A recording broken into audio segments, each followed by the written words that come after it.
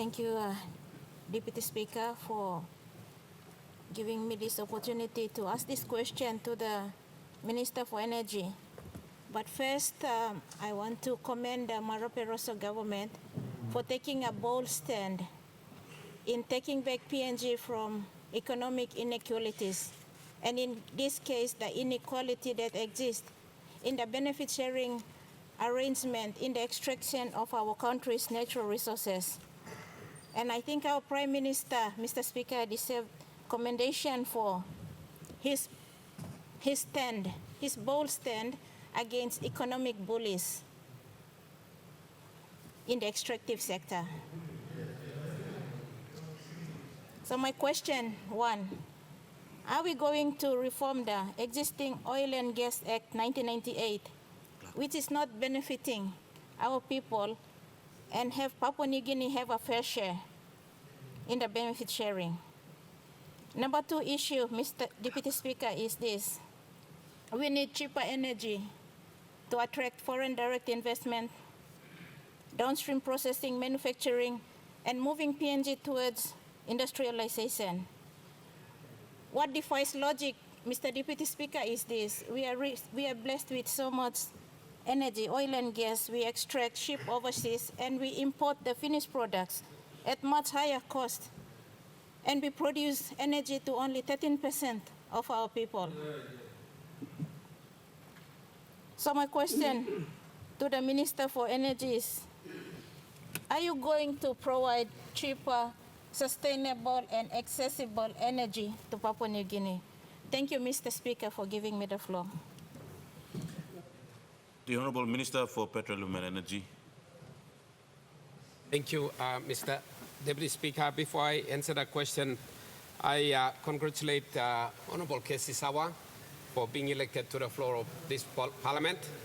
And I also congratulate thank the people of Rai Coast for having voted to the floor of Parliament a very educated and experienced lady to assist in the work of the Parliament. Thank you.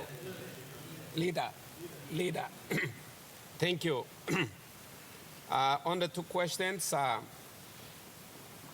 most of us have always taken the view, Mr. Speaker, that the Oil and Gas Act operates repressively against the people of Papua New Guinea and the state.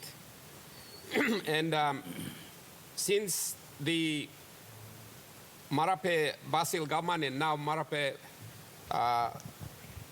Rosso government has been in office, we have been looking for means and ways to reform the existing statutory regime.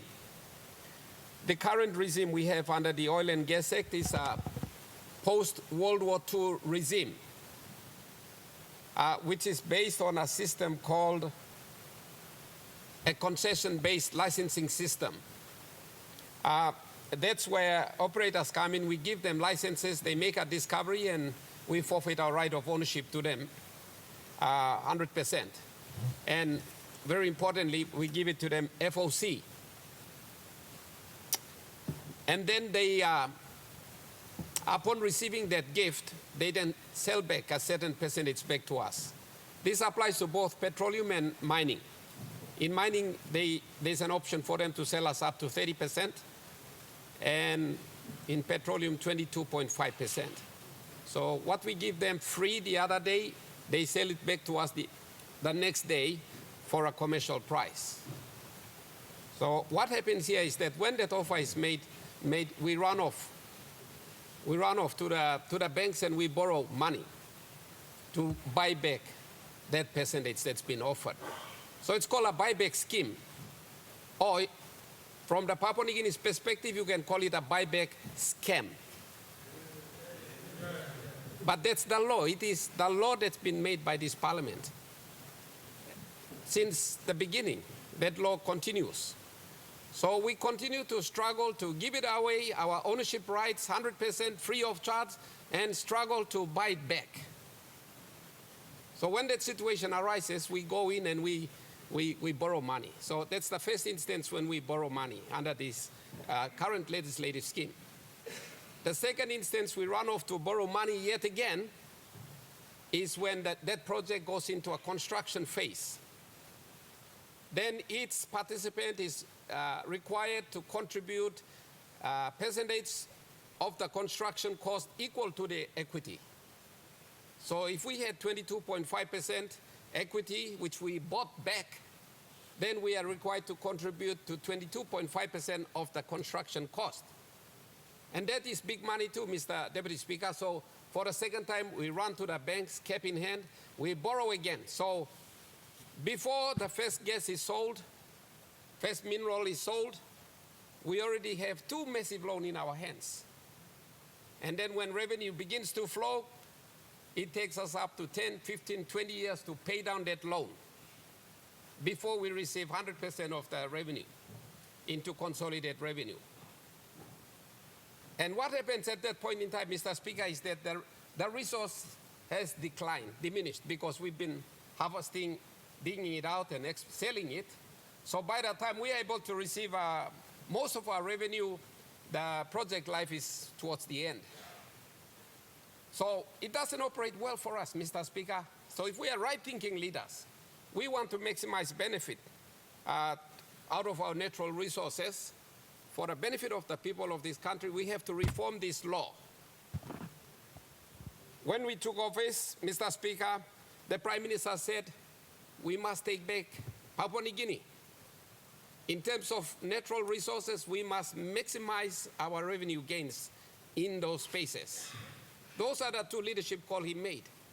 And that drives our focus, the focus of this government in all economic sectors. And we ministers remember those leadership calls all the time. We are conducting our businesses. So one of the first things that we have done, or I have done as Minister for Petroleum from 2019, was to introduce to this Parliament a draft bill to move us away from this concession-based licensing system into a new regime called the production sharing arrangement. That will eliminate the need to go to the banks and, that will eliminate the buyback scheme or scam. That will eliminate the need for us to go and borrow. The resource will be developed at the developer's cost, and we share upon the production being produced, the resource being produced. And we all market our own shares so we can market it together. But this loan business, massive liabilities that we incur under the concession-based license system has to be eliminated. So in the last, towards the end of the last Parliament, I introduced a bill which was approved by the Cabinet. I tabled it. It was on the notice paper of this Parliament, but two things happened. Number one is that we received some late submissions to revise certain parts of it from important leaders on the floor of this Parliament. That was one. The second thing was that we had reached the end of the term and we went into an election. So, Mr. Speaker, we withdrew that bill. Now that a new cabinet lineup has been set up, my department will recommence the redrafting of the bill to make sure that we bring back into this Parliament at the earliest a production sharing arrangement bill for our natural resources, especially in the petroleum sector. And that is the opportunity we will have, and I ask, if you people want us to maximize the revenue on the harvesting of our petroleum resources, especially in this country, we need the support of all you leaders on the floor of this Parliament when the bill comes in.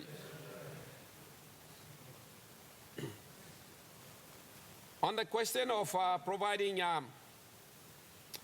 cheap gas, it is very hard to do that under the existing legal framework because, as I said, it's ownership-based. We forfeited our ownership upon the grant of a license, upon the signing of a project agreement, and then we can only deal with our shares. So if we wanted to provide cheap gas, perhaps we can be able to use our own share of the production to provide cheap petrol, cheap diesel, etc. But on the other hand, we also have a big demand for cash to use to develop our country in all other areas. So a decision has to be made between providing cheap energy and also bringing in maximum amount of cash so that we can meet the demands for cash for everything else in this country. So that's the issue we have. However, as I said, the main point is that the current legislation does not favor us to make that. In the application of the current oil and gas, I've seen that there's a tiny little space where we can be able to do that. We can be able to do that if we put those resources in the hands of the state itself or nominees and agents of the state.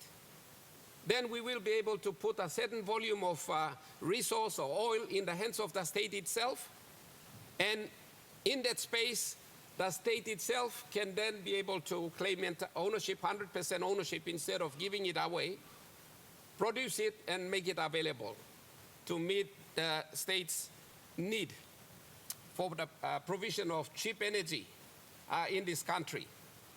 Now, I know that the Minister for Commerce is doing a lot of work. He's wanting to industrialize this country. He wants to move into manufacturing. All of those things, he needs that cheap energy.